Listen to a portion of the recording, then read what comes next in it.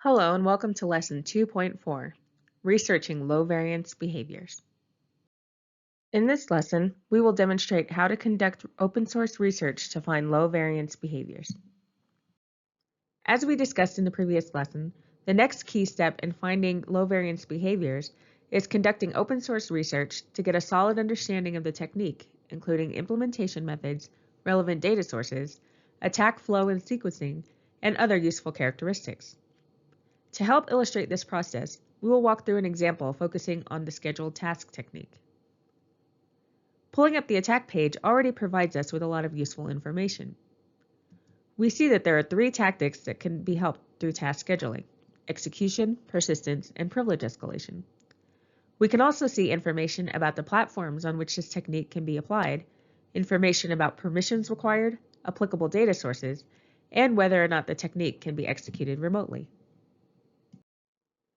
Attack also decomposes into subtechniques, which can help us to organize and focus our research.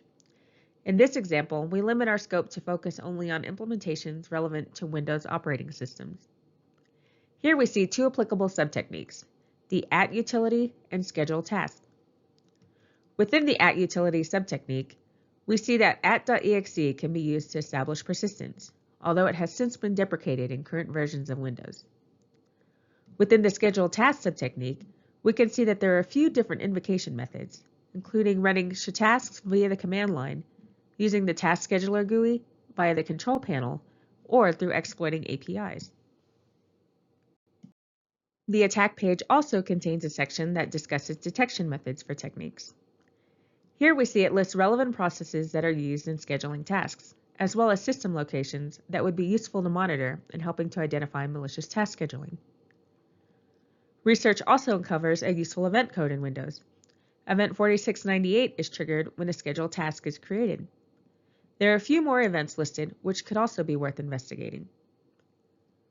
Also listed are some tools and detection methods that we may be able to leverage later to identify unexpected system changes and illuminate potential malicious behavior in the context of other events.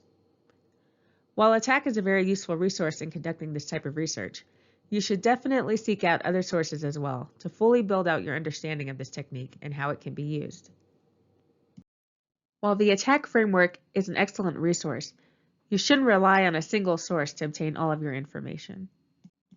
Presented here are other well-known open source resources, and many more can be found by using keywords in a simple search engine. Attack. This lesson has three objectives. I want to help you understand the prerequisites for attack mapping. What is it you need to have in your toolkit, and what needs to be true about the reporting itself for you to be likely to be able to map it to attack? I'm going to get a little bit into both the down and the upsides of mapping to attack. And finally, I'm going to go over the process that we're going to be using for the rest of this module for mapping to narrative reporting.